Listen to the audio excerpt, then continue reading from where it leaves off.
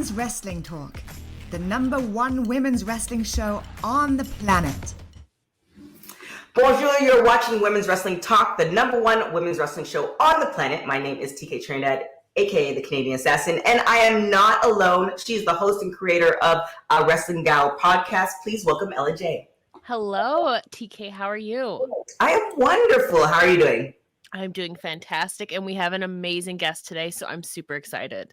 Oh my gosh. That's why you guys watch. It's not for us. It's for the guests. And you have seen her on Shine and Shimmer and so many other promotions. She's a 2-time Pro Wrestling Alliance champion. Please welcome Shazza McKenzie.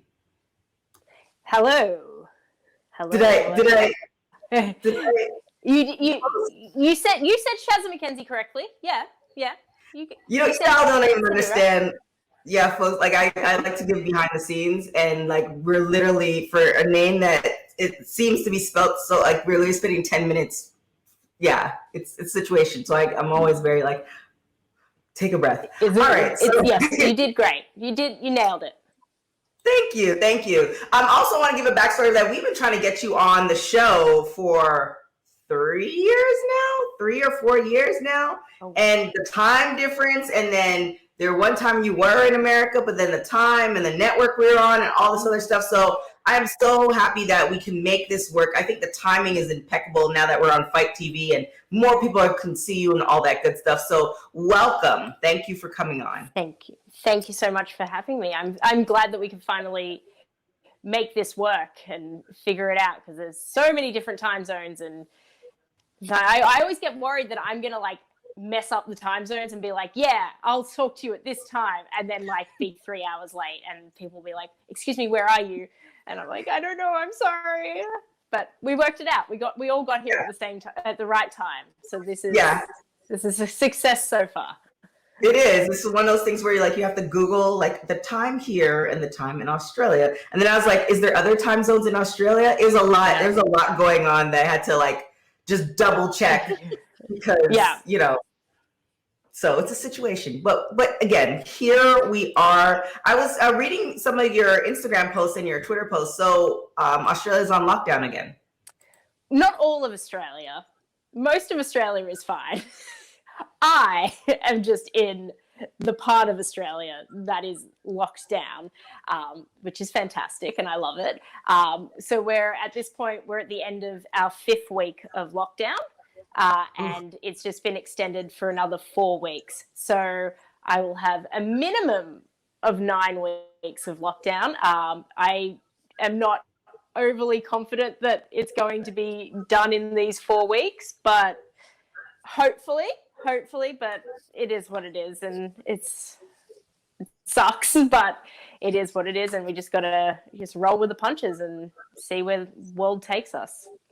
Yeah, I think LA's on their way to a lockdown again too, because it's getting kind of getting very, I don't know, weird. I don't know. I don't know I don't know if we're hugging. I don't know if we're fist bumping. I don't know if we're wearing masks. I don't know if we're not wearing masks. Like, it's all a very confusing, time. People are getting vaccinated. People are not getting vaccinated. People get half the vaccination. I don't know what's going on. It's we're all just figuring it out as it all goes along, and you just gotta, each day you don't know what's gonna happen. You just gotta roll with it. So we're all in this together, as they say. Yeah, lemonade out of lemons or whatever it is. Yeah, that's for sure. You also did, though, you recently participated in a seminar with Lance Storm, correct? Yes, I did that yesterday morning. I just happened to see him like advertising it on his Twitter, and I was like, oh, that's like 9 a.m. I don't have to be at work because I'm locked down. I can, of course, I'm available to do that. Like, normally I wouldn't. Like, I think he does them somewhat regularly, but like it would be at 9 a.m. on like a Wednesday morning where I would normally be at my job, but I'm not currently at my job. So I was like, yeah, like, why not? Like why not take advantage of this opportunity that would so rarely be like available? Yeah, so what are some of the things that you took away from that experience? Because obviously Australia is on lockdown, so you got to keep yourself knowledgeable and keep on moving on. So what were some of the things that you took away from that experience or gained from it, really? Oh my god, it was great. It was based on the like topic of the seminar Hmm. was about like structuring matches and how you put matches together. And I think at the start, like people get like a bit shy to ask questions. I was like, no, mate, I've paid money. I've got questions. You're gonna like, I'm ready. So like, and then people started to open up and ask a few questions and stuff. And so it went all over the place, but it was like a lot of like interesting. It's just always nice to get other people's ideas and opinions on how things get put together. And you're not always going to agree or like take what you're taught and implement it into what you're doing, because I think everyone has like their own little bits and pieces that they take. And I wouldn't say like how I wrestle and how I put together matches is exactly the same as how someone has told me to do it. I've just sort of over the years taken the bits and pieces from different people that I think worked for me. And so like there was definitely stuff that I was able to take out of that.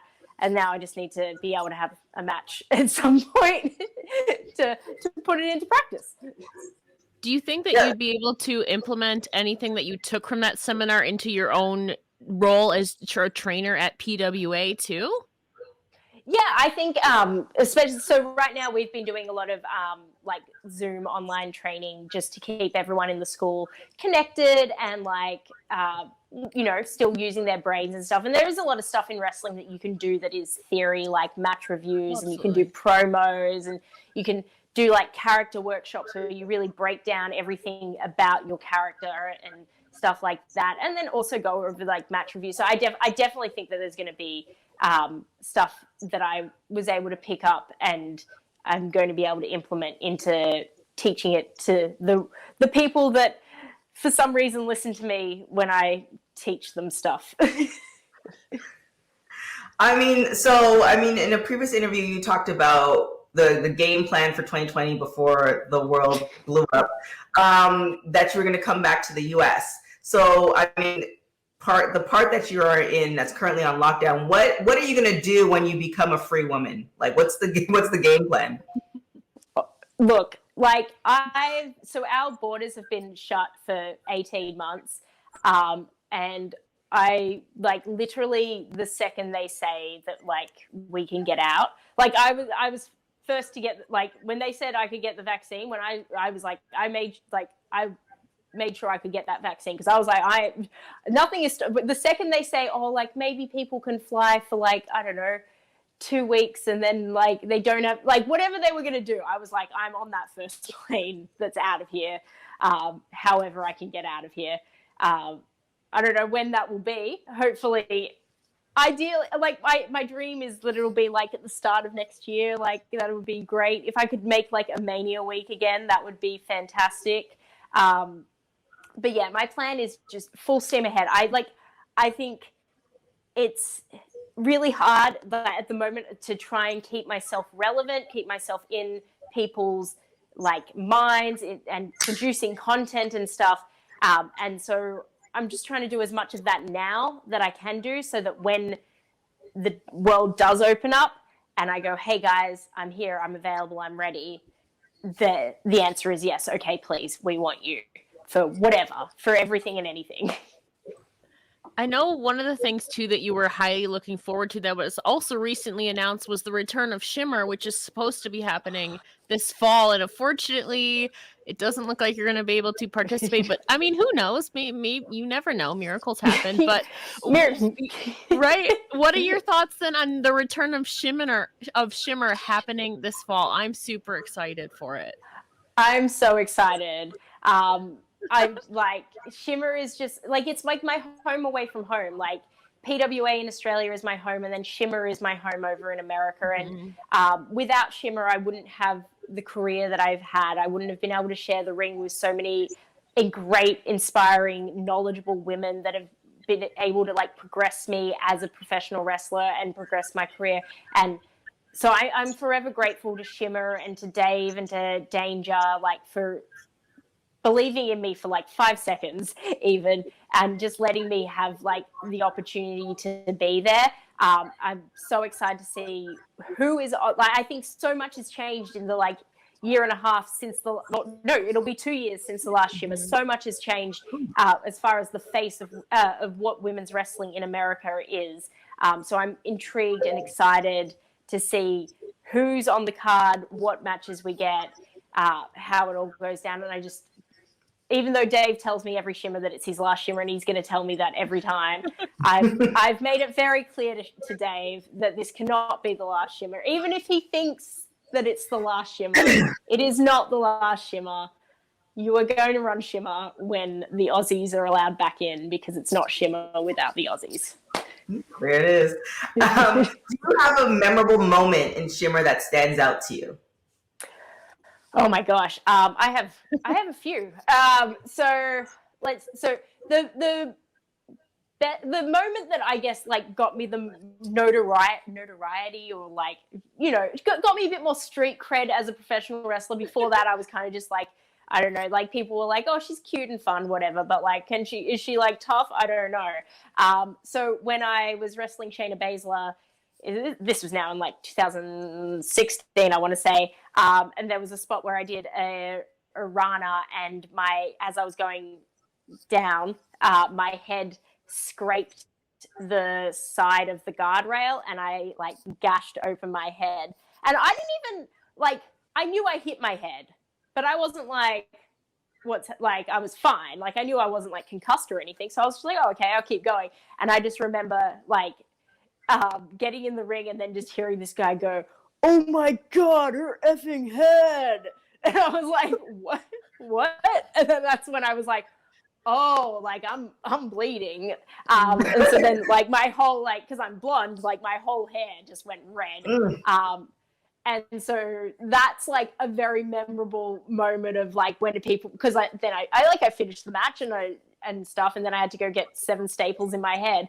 So that's a memorable moment, because that was what got me like street cred, as like not a little bitch. Like they were like, oh, okay, she's okay. Like, and then my other like most memorable moment was when I had my first singles main event at Shimmer for the Shimmer Championship against Nicole Savoy, who's one of my absolute favorite opponents of all time. And I love that match. I love wrestling Nicole Savoy. I wonder every single day why Nicole Savoy is not on my TV every single week, making millions of dollars, because I think she's the best. You talk about having crazy moments like that, though, in Shimmer, like your match against Shayna Baszler. But as a 13-year veteran in this industry, what do you think has been the wildest or craziest thing you have ever seen take place in a wrestling ring? Whether it was a match stipulation, a crazy move sequence. I've heard some crazy ones, but I want to know from your experience, what's the craziest thing you've ever seen? Oh my gosh, I've seen some crazy things.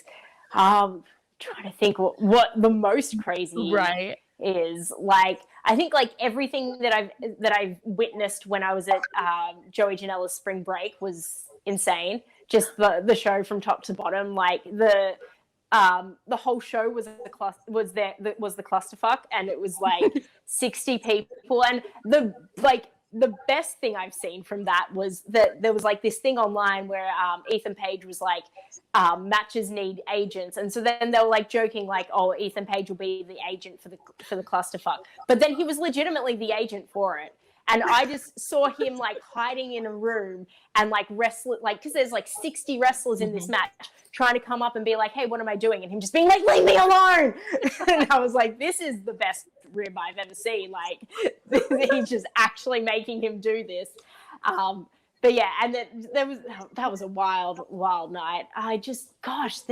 There's been so many crazy things that it all sort of merges together at this point, because it's just chaos always. Maybe kind of streamlining the crazy things. You had mentioned in an interview that when you came to America, there's a time where you just like just got into a car, drove 17 hours to a promotion, stuff like that. And from what I hear from a lot of wrestlers, there's just a lot of crazy car stories on the way to a promotion or on the way to or on the way to a hotel. Is there any crazy stories like, you hate a moose? I don't know, something. I haven't hit a moose. Maybe I've never seen a moose in real life, I don't think.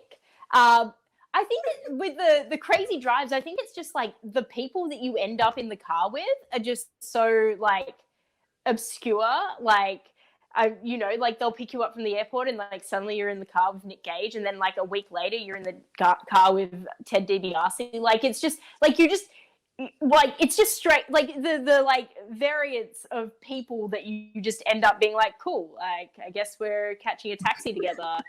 Person that doesn't know me at all, okay. And like just things like that. Like I caught a taxi with like the Young Bucks one time when they were down in Australia, and I was just like, oh, I'm so awkward right now, I do not know why I'm in this. Like they were just like, you guys in this taxi to the airport, and I was like, cool. Just me and Matt and Nick just hanging out, just best friends here in this taxi. Can't wait. So I think that's like the weird, like you just end up with like, you just meet so many different people that you just would never get to meet if you're not just like running around traveling and going to different shows, and you're just like, what is happening? This is just strange. Once this lockdown is over, I know this is a place that you're really keen on traveling to, and it's Texas. And I've seen you say that there's been something in the water with the wrestlers in Texas, and I have to agree with you, but also the Australian wrestlers. So from your point of view, why do you think that is, specifically with Texas and Australia? I don't know I have no idea what it is. I think it's that we were like, I think maybe we've had very strong like female people to like lead us. Like with Texas, they have Thunder Rosa right now, who's really leading the charge and like getting all the women together. And in Australia, we had Madison Eagles. I think maybe that probably has a lot to do with it, having a woman that is in power and pushing the women to get better and not just letting us, get by on, oh, they need a woman for the show, so you're booked or whatever. But I think it's not even just that. It's just like the talent is just, I don't know. I don't know how these Texas girls got so good. I don't know how the Aussie girls got so good.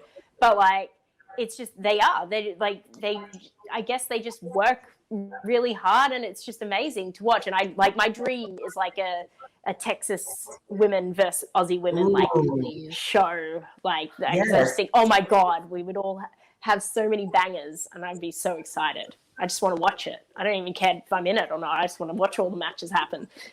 That honestly, that's what I was thinking today as far as like what's in the water. But I also feel like it has to do with, the women leading the charge, but also great wrestling schools. It's like Booker T's wrestling schools there, and then Thunder Rosa has Mission Pro Wrestling. I think that combination, because it seems like a lot of the girls weave in and out between those two things. Yeah. And I feel it's the same thing with Australia. It's like you have that, once you have the good school, because I've heard some terrible things about terrible wrestling schools.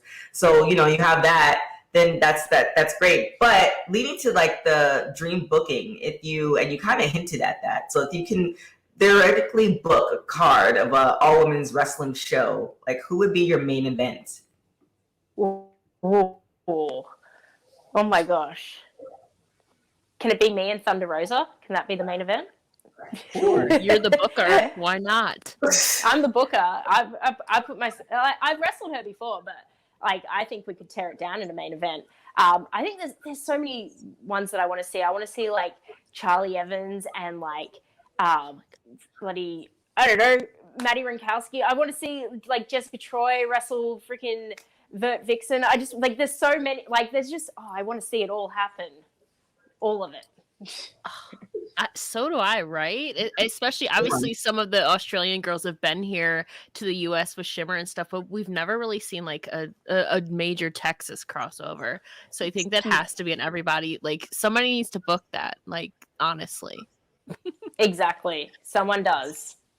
But speaking of the Aussies kind of being in the States here, obviously now there's been some major Aussies making some major moves, at least on WWE television, like Rhea Ripley, Indy Hartwell, Toni Storm, and also the newly signed Steph DeLander. So what are your thoughts on all of these amazing Australian representatives making some major moves on some major television, Shazza?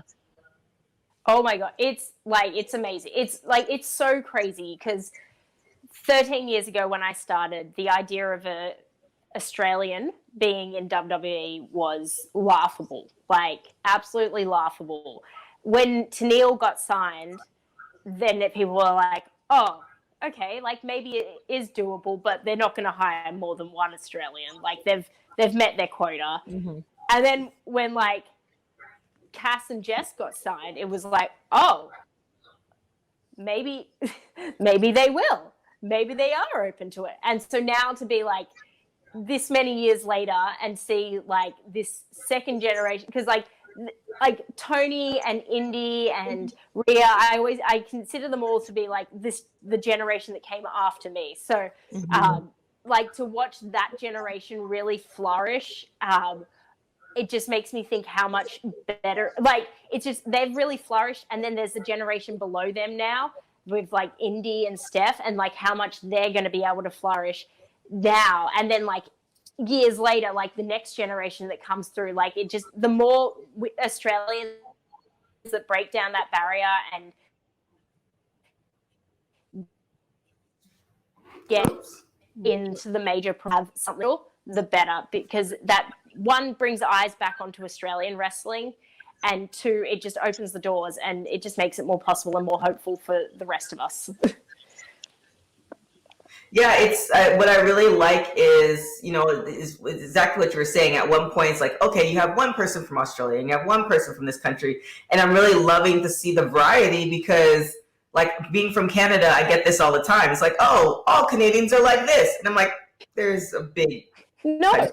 All don't say please. Well, actually we do, but still, you know, we're not all the same type of people. So I really love seeing that because now you're seeing the variety. Because if you haven't been to Australia like this, and you love wrestling, it's a really good. I just love to see it's not the cookie cutter. So like I really appreciate WWE doing that. Now, if there is match stipulation you like to tackle that you haven't yet, what would that be? Look, deathmatch wrestling is pretty cool, and I feel like I need to have just one. Like just one. I haven't. I was supposed to. Oh wow! Oh, yeah, and then true. The world ended. Yeah. So and like, but I wouldn't throw it away. Like I don't want to just have a deathmatch for the sake of having a deathmatch. Like my dream deathmatch is a deathmatch with Charlie Evans, because I just think that would be absolute banger. And she's like the deathmatch queen. But that's on my to-do list. But I'm not going to like throw it away for anything. Like it's, you know, when it happens, it's going to be for the right reasons at the right time, for the right amount of money, for the right amount of fans, the right everything. So yeah. Yeah, maybe Charlie, definitely you'd have to get some tips from her because she's definitely like the deathmatch queen, like you said, especially with like deathmatch down under is really coming up in Australia. So, I mean, it's probably very much on the bucket list soon, obviously, as the world opens up again. Yes. When and if, I don't know. Right. But you obviously went from a transition last year, or maybe earlier the year before, from hardcore to hardcore Shazza McKenzie to now heartbreak core. So along those lines, what are some of your favorite or go-to heartbreak songs? Oh my God. Okay. My favorite song to just like listen to for like on repeat is Taylor Swift, Dear John. It goes for like 5 minutes, and it's just, but I'm just like, Dear John. Oh, it's just such a like, it just gets me so angry at John. I'm like, oh, you're such a snake, mate. And so I love that one. That's a good I like that. That's a good question. I was like now thinking of like breakup songs too. So what are some ways you lift yourself up if you were ever having an off day or perhaps going through like a heartbreak? What would you do? Oh gosh. So usually I don't lift myself up. I'm very bad, and I get in my feelings, and I wallow away. But it's just like, I think it's just finding routine and is what helps me get through things. Is just so, like, you know, with this lockdown, I've had my job, I've had my wrestling, I've had, you know, my life stripped away from me, and I can't leave my house. But I'm finding things like, I made a commitment to myself to work out every morning. I've made a commitment to myself to go on a walk every day. I've made a commitment to myself to find like to watch or do something each day that like helps improve my like wrestling career in some way. So it's just finding things. For me, it's routine makes things a bit easier and you know, more manageable. And then if that doesn't help, then I just eat like a bag of chips and chocolate, and then, you know, that also makes me feel great. Jay. But talking about feeling great, and obviously we mentioned earlier you are a coach at PWA, at Pro Wrestling Australia. So words of encouragement, what is your one word of advice to up and coming wrestlers, whether they're on the Australian scene or just in general too? Oh gosh. I think my advice is basically work hard. Remember that everyone in this business is essentially looking out for themselves at the end of the day. So don't take anything too personal, which is a lot easier said than done. But just, you know, make sure that you're doing your best, and that's all you can really do. As long as you know each training session, each match, you put as much effort into that as you could, then whatever's going to happen is going to happen, and don't get too caught up in what ifs and what you could have done and what, like, there's always going to be something you could have done different and could have done better. Like, no one's ever had the perfect match. It doesn't exist. So just keep working, and you just got to keep putting one foot in front of the other. I mean, yes, I definitely agree with that. But you've done some ballsy moves, meaning that, you know, you got married and you told your husband, hey, instead of doing Hawaii, let's you know, be broke for 3 months and do this America thing and do like wrestling. Now, before obviously that happened and you convinced him, but like, how did you come up? Like, what happened or what like dawned on you for you to come up with that idea? I think it was 2018 when it happened, and I think my career was kind of like, I'd been the Heart of Shimmer, and like I'd done some stuff for WWE, and like I was just kind of at this point where I was like, I need to do something different, because what I'm doing right now isn't going to get me any further than where I am. Like, just going to America every 6 months and doing Shimmer isn't, like, I need to get in front of more eyes, in front of more people. I need to work with different people. Like, there was just one day, I think it was, I came back from a Shimmer trip. Actually, no, it was, because we got married, and then 2 days later I flew to Shimmer. And then we had, that was when Shimmer was booked. I told Dave he couldn't book it the week after, because I was like, bro, I'm not going to Shimmer and then getting married. And like half my bridesmaids are in Shimmer, so you're going to need to make sure it's the week before. So I got married, went to Shimmer, and then the week after was the Evolution pay-per-view. And so we'd stayed and we went to the Evolution pay-per-view, me and like Charlie Evans and Jess Troy and Indy Hartwell and stuff, and Zoe Lucas as well. So we went to Evolution, and when I came home from that, I was like I just knew I needed to do something more, and like just doing the same thing over and over again. I just couldn't do it anymore. I needed to travel. I needed to go all in, and, you know, maybe fail. But I just needed to give it a try and say that I gave it a proper try. And if it doesn't work out, it doesn't work out. And then kind of didn't work out, but it's okay. Life's okay. You just keep going. And you just keep trying, because I gotta take a risk sometimes. Yeah. Yeah, it's and you also mentioned too, like I had this experience too. I used to run track, and you mentioned this as far as the level of competition like dealing with Australia versus being in America. It's like you can go to a whole bunch of different, wrestling matches in a week. I found the same thing when I like left Canada. We had like our season was 3 to 4 track meets for the year, and I come to America. It's like, oh no, we're running from February to the end of the year. It's just kind of like, okay, cool. So it's just like I kind of see where there's just so much more opportunities where you can just go to different states and experience it. So definitely kudos to that, and then kudos for your husband for agreeing. Like, okay, sure.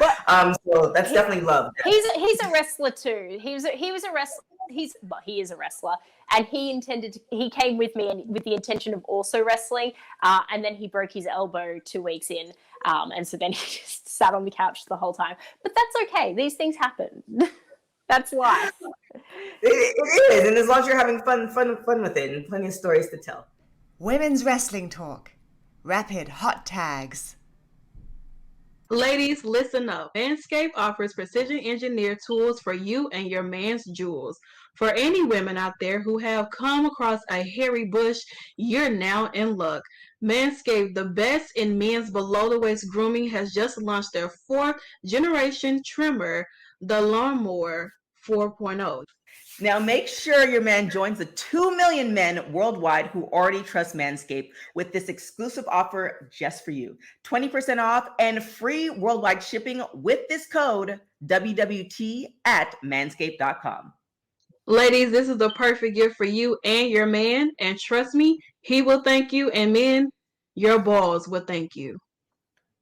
Now you guys remember, get 20% off and free shipping with the code WWT at manscaped.com. And remember, experience premium grooming with So we're going to get into rapid hot tags. So rapid hot tags is when I ask you a question, you say the first thing that comes to your mind. This is the perfect question for you. Favorite quarantine snack? Oreos. Oh yes, Oreos. Do you prefer working out at home or in the gym, or when the gym was open? In the gym, please. I'm doing it, but I hate it. Like I'm getting it done, but it's the worst. It is. Favorite show to binge watch? Buffy. Can always watch Buffy. If you were able to have a superpower, what would it be? Ooh. Super strength, maybe? I don't know. Yeah, I would like to be really strong. Super Shazza. I go to the gym lots to try and get strong. And if I could just speed that up a little bit, that'd be great. There it is. Your house containing everything you own catches on fire. After saving your loved ones, pets, you have time to safely make a final dash to save one item. What would it be? I've thought about this a lot. Just in panic of like what I would take. And I'm pretty sure the panic that I would take would be my wrestling bag, like my gear bag, which I know is so stupid, but like, it's my gear. I'd be like, oh crap, I have to still wrestle. I don't need my clothes, but like wrestling gear is expensive. I need that. I mean, the fact that you thought about it, I don't even know how to, I mean, does house fires happen a lot in Australia? Like what? No. But like I live in an apartment building, so sometimes I think I don't know what the people below me are doing. Like they might set things on fire one day, and like I have no say in it. Like I know I'm pretty safe, but I don't know how the people are in the building near me are. So I just haven't thought there. It's in there. Now that thought's in my head. Last question. If you were able to live to the age of 90 and retain either the mind or body of a 30-year-old for the last 60 years of your life, which one would you choose? I think probably the body. I would like to be able to move around and still, I don't know. What's the point? I feel like having the mind, but being like, decrepit or whatever. I mean, 90-year-olds aren't all decrepit. That sounded really, I'm sure they're fine. But like,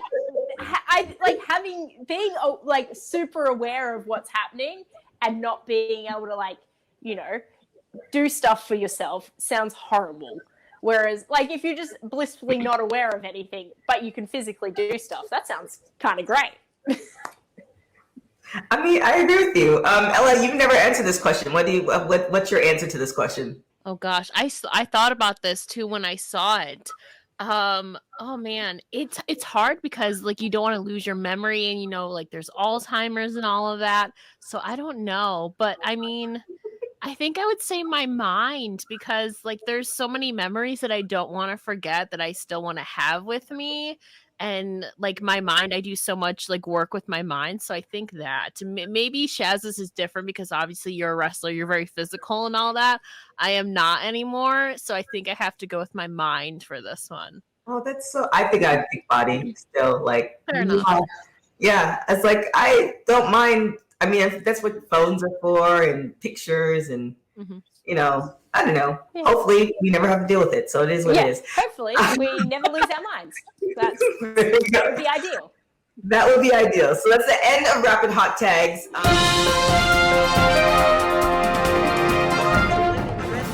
The #1 women's wrestling show on the planet. My name is Stephanie Hardy, and I'm the host and creator of the Hardy Wrestling Podcast and a co-host of Women's Wrestling Talk. Thank you so much for joining us for our news edition of Women's Wrestling Talk. There's a lot to get into, so let's go. So, first on the docket, we have WWE superstars Scarlett and Carrie announcing their engagement on social media. The longtime couple announced their engagement via Scarlett's Instagram and Twitter accounts, where they posted a picture of themselves smiling and her showing off her ring with the quote saying, "Pop the champagne, #I said yes." Now, of course, the two made their debut on NXT television on May of 2020, and she was his manager during both of his reigns as NXT champion. Now, since he has made his debut on the main roster on Monday Night Raw, they have not been seen together as a unit, but they've both been separated. So hopefully, in the future they will work together, but it's clear that their love is still strong. So we send a special congratulations to them and wish them all the best on their upcoming nuptials. Also in the news, we have Bianca Belair addressing when she found out that she was going to be facing Becky Lynch in that infamous 26-second SummerSlam match for the SmackDown Women's Championship. Now, in a recent interview with Inside the Ropes, they asked her when exactly did she find out, or how exactly did she find out that she was going to be facing Becky Lynch in that match. And she stated that she found out after she hit the ring, and she was quoted as also saying it was a very, very late and last minute call. Now, Belair also stated that once she found out, all of the emotions that we saw play out on her face, from the shock and awe to the absolute devastation of her losing the championship, were all very much real, because everything had just happened and it was an entire roller coaster from beginning to end.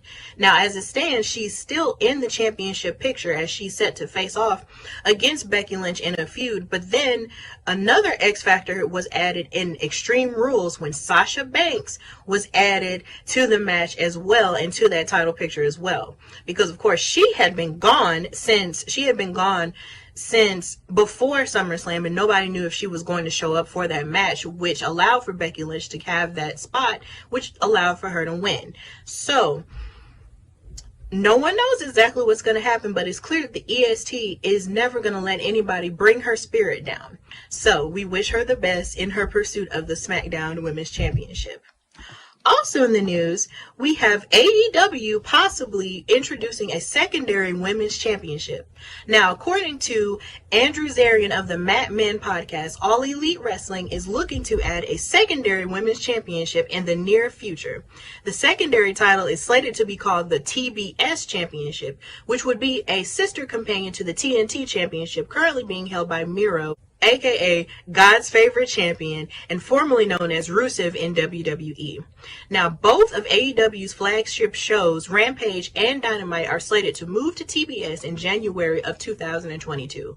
So this should be an amazing opportunity for those women who cannot necessarily reach for the AEW Women's World Championship that's currently being held by Dr. Britt Baker, DMD. And it would give them a prize to fight for on the mid-card title, for a mid-card superstar title, as opposed to struggling to find time to get in a women's title picture that they might not be able to get in at that moment. So kudos to AEW for giving more of their women an opportunity with a secondary title. But this is just a report. Nothing has been confirmed or announced from All Elite Wrestling. And finally, we have Impact Knockouts facing off against the top talent of all over the world in Special Knockouts Knockdown Tournament. Now, Impact Hall of Famer and first ever Knockouts champion Gail Kim announced that the Knockouts Knockdown Tournament will be one night, and it will feature 4 Impact Wrestling knockouts facing off against the top women's wrestlers in all of the world, and whoever wins this grueling tournament will receive a future Knockouts Championship match. And the Knockouts Championship is really hot right now, considering it's being held with an iron grip by Miss Deonna Purrazzo, aka the Virtuosa. So it's clear that whoever wins this title will be able to fight for it and fight fair for this amazing title. That's all for this edition of Women's Wrestling Talk, the news edition. Please be sure to follow us on Instagram and on Twitter at WWTalkPod, and visit our website at www.talkpod.com. And you can follow me on Instagram and on Twitter at Queen Steph Hardy, and follow my podcast, the Hardy Wrestling Podcast, at Hardy Wrestling Podcast, and on Twitter at Hardy WrestlePod. Thank you so much for watching Women's Wrestling Talk, the #1 women's wrestling show on the planet. Before we get out of here, we do a panel question. So essentially, we want you guys to get to know us as hosts and, just kind of pick our brains a little bit. So the question today is, if you can create a dream match of 2 wrestlers in their prime, who would they be and why? Oh. See, I know I had the whole show to think of this, and I still haven't figured it out. I know it's gonna be we should play the Jeopardy music. You know what are you gonna say? I was gonna say I know mine. I mean, for me, it's a match I've wanted for a long time, but I think it would still apply if you consider their primes. I really want I would really love maybe 2008 Mickie James, when she was one of the top females in the Divas division, against Charlotte Flair. And they're 2 of the most decorated champions in WWE history, and maybe just because I'm biased, but they've really never even squared off besides the Royal Rumble. And I think that they have 2 different styles, but they're also very decorated champions and really great in the ring, that I think I personally would love to see it. A legend Mickie James and second generation Charlotte Flair would, I think, be so cool. Ooh, I like that. You just gave me 2. I don't know how the second one came up, but I have 2. So the first one is Trish Stratus and Sasha Banks. So Trish had made mention that she's been talking about it for a couple of years, but of course, it's kind of Jordan and Kobe, or just time. So I definitely want to see that one. But this one just popped into my head, so I think this one's meant to be Nia Jax and Chyna. Oh, that's a good one. Yeah. I feel like that. I like that. Yeah, I'm just seeing it in my mind, and I'd be if they do this match, they do it for 25 minutes, I would be glued to the screen, no popcorn break, nothing. It'd be I want to see every moment. I feel like that would be awesome. All right, your turn. Yeah. My normal one would be Trish and Charlotte, but I know Trish and Charlotte happened, but prime Trish versus prime Charlotte would be, I think, a bit different. So that's there, but we kind of already saw it. So we'll also just ignore it. So I think I'm gonna go with Becky and Trish. I think that's the 2 biggest names in women's wrestling to transcend media or whatever it is. So I think Trish, Becky, prime Trish, prime Becky. Let's have it happen. Ooh, I like that. maybe there's a way, like there's like a cartoonist out there that watches this and then they put it together in cartoon form. Oh, in like a little flip book, and we can like flip through it, and it just. I just like flip books. I don't know. I just like flip books in my head. You're adding like another layer. Like I was thinking more just on the television, but I reckon just like a flip book. Maybe I'm going to spend quarantine making flip books. I don't know. There you have it. Thank you so much, Shazza. Shazza, yeah. You say it. It's because you said it with like a question mark. And I was like, I don't know. Like, Shazza? But yes, no, that is my name. Oh my gosh. Thank you so much for being on the show with us. I really appreciate it. For people who don't know you, tell them where they can find you. You can find me on Twitter and on Instagram at Shazza_McKenzie. I'm also on Facebook, but I think you just search Shazza McKenzie. The best way to support me, though, is my Patreon. So patreon.com/Shazza McKenzie. That is the top way to support me, and I appreciate it. You've been doing great in your photo shoots, too, on Patreon, girl. I see you. You. I'm so glad I did a photo shoot, like, 2 days before we went into lockdown. I was like, whew, now I've got content. Yeah, I mean, hopefully we see you in America soon. Hopefully whatever it is that we're in will figure itself out and we'll be back to normal again. I don't even know what to say anymore because LA is about to just follow suit. But thank you again so much for joining. We really, really appreciate it. Miss Ella, where can everybody find you? You can find me on Twitter at It's Ella J, and you can follow A Wrestling Gal podcast on Twitter and Instagram at A Wrestling Gal as well. And thank you guys so much for joining. We really appreciate it. You can follow everything about women's wrestling talk on www.talkpod.com. Don't forget to check us out on Fight TV, so where you're watching us now, every Wednesday at 7 p.m. Eastern. Definitely follow us on all social media at www.talkpod. My name is TK Trinidad. You can follow me on everything at TK Trinidad. We really, really appreciate you guys. Thank you so much. Till next time. Ciao. Women's Wrestling Talk, the #1 women's wrestling show on the planet.